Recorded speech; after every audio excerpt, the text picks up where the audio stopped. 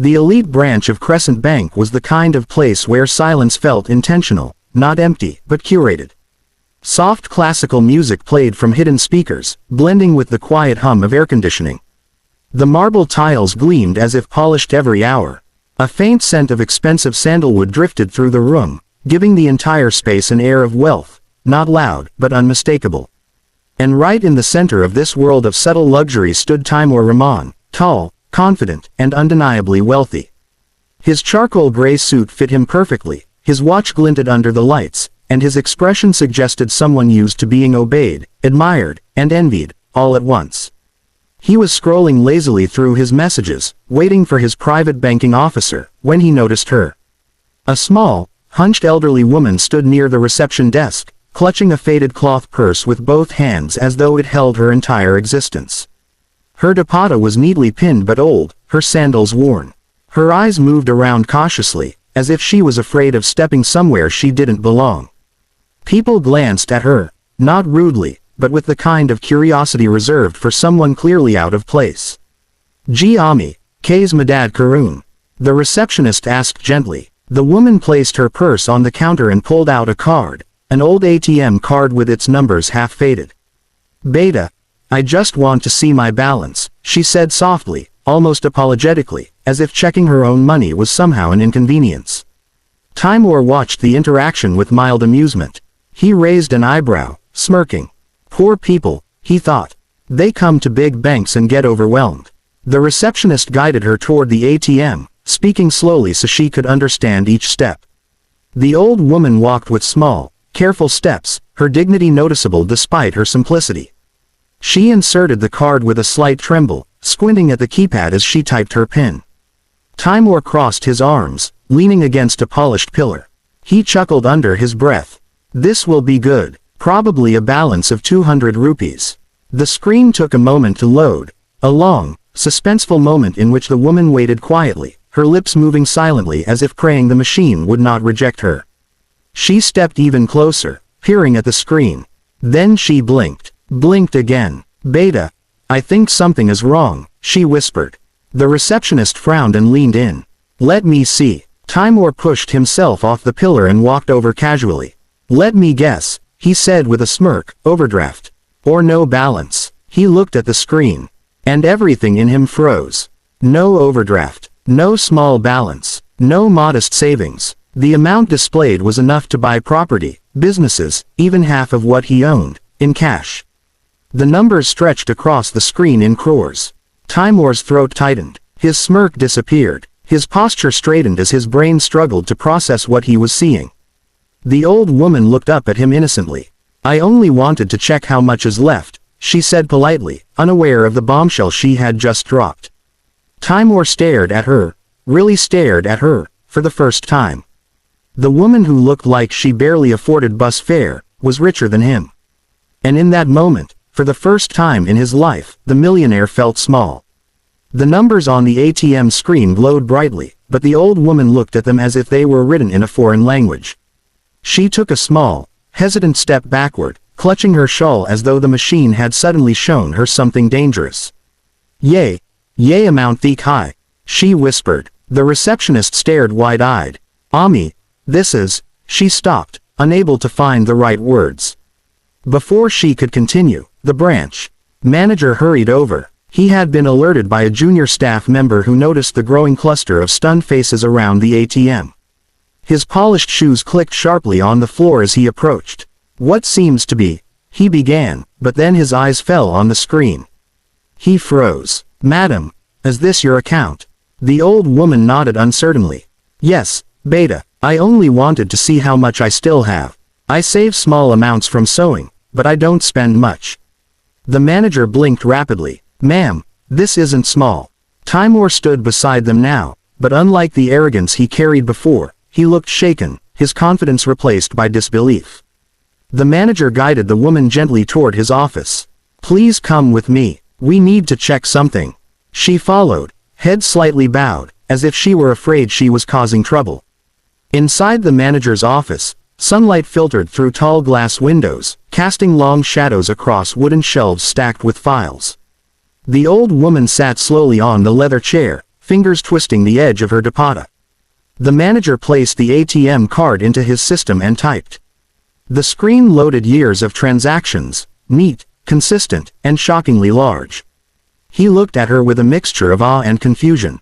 "Madam, do you know you have been receiving international deposits almost every month for the last 18 years? The woman frowned. "International? My son. He used to work abroad. But he passed away long ago." Something soft cracked inside her voice. Not fresh pain, but an old wound that never fully healed. The manager scrolled further. "Your son didn't just send money. He invested in a company overseas, a company that grew tremendously. These deposits are dividends, profits. They've been increasing every year." She stared blankly. "I don't know about these big things. I thought he just saved a little for me." Timur sat down across from her, unable to stay standing. His earlier arrogance had evaporated completely. "But Ami," he said quietly, "this is a fortune. A very big fortune."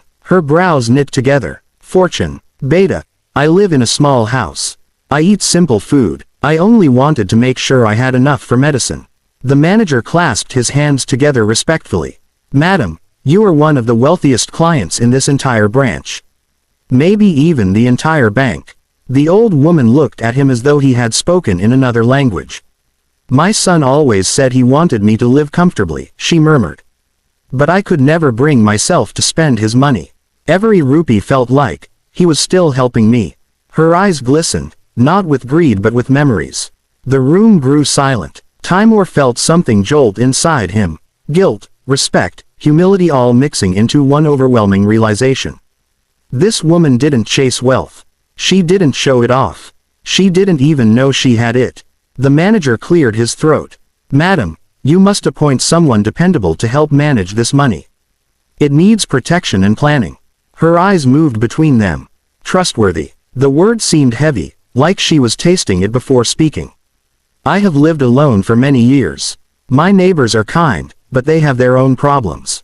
I never thought I would need someone to handle such things." Timur leaned forward slightly. "Ami, you don't have to do this alone." She looked at him with a quiet curiosity. "But Beta, you don't know me." He swallowed, surprised by his own honesty. "I want to know you. And I want to help you. Not for your money." He paused, "but because you remind me of what I've forgotten." The manager watched silently, noticing the shift in Timur, a shift no financial figure could trigger. The old woman gave a small smile. "Forgotten? What have you forgotten?" Timur's gaze dropped to the floor. "What matters?" There was a long pause, soft, reflective.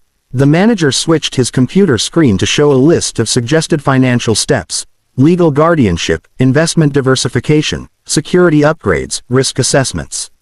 The words looked cold and technical compared to the warmth of the woman sitting in front of them. He slid the document toward her. "Madam, these are recommended actions for someone with your financial position." She squinted at the page, unable to make sense of the English words and formal jargon. After a moment, she pushed it gently back toward him. "Beta, you can read all this. But tell me something." She turned to Timur. "What will money do for me now?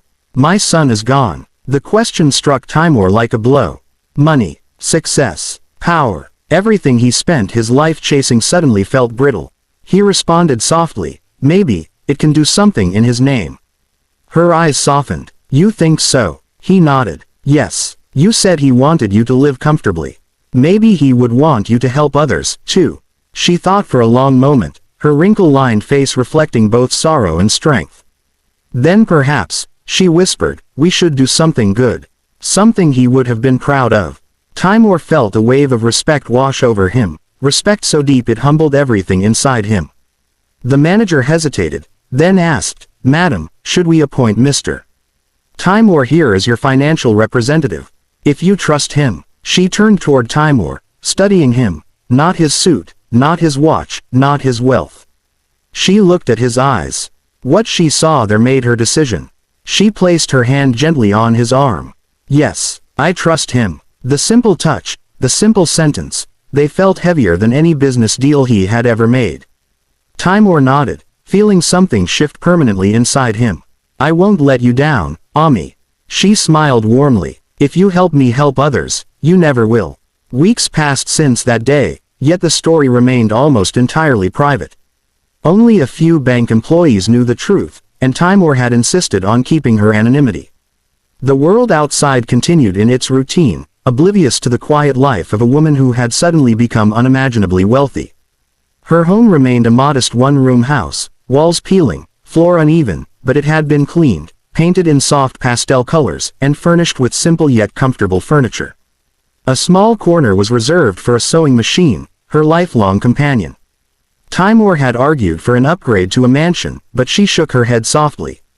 "No," she said, "this house has memories. Memories are wealth too." Together, they began plans for a charity center in the heart of her neighborhood, a place for children to study, for families to receive basic medical care, for the poor to find support they could not afford elsewhere. The project was humble but purposeful, reflecting the woman's values rather than Timur's extravagance. The day the center opened, Timur accompanied her, walking slowly through the crowd of families who had gathered out of curiosity. Children stared wide-eyed at the books, toys, and clean tables, their laughter echoing in a space that had once been silent and empty. Mothers whispered prayers under their breath. Some people had brought simple handwritten notes. "Thank you, Ami," they read. She sat near the entrance, greeting everyone with a warm smile. Her eyes, once quiet and reserved, now sparkled with quiet satisfaction. She did not boast about her fortune, she did not flaunt it. She had money beyond measure, yet her demeanor remained grounded, humble, and filled with gratitude. Timur observed quietly, feeling the stirrings of something he had never experienced despite his wealth. A sense of purpose, a sense of meaning. Here, he realized, money could not buy fulfillment, only amplify it if used wisely. He approached her gently. "Ami," he said, his voice soft, "aren't you ever curious to check your balance again? Just to see the number?" She chuckled, a warm, melodic sound that lifted the spirits of everyone around her. "What will it change, Beta?" she asked. "Numbers don't define us. What matters is what we do with what we have." He smiled, a genuine, unguarded smile. "You've changed so much for everyone here." She patted his hand lightly, her touch firm yet nurturing. "No, Beta, I didn't change anyone. People only forget what they are capable of. Sometimes life gives us a reminder." Timur felt the weight of her words. He realized that his own life, once measured in luxury cars, penthouses, and high-profile deals, had been empty in comparison to the quiet, purposeful life she had lived. Even as he walked home that evening, he felt different, lighter, more aware, and strangely proud.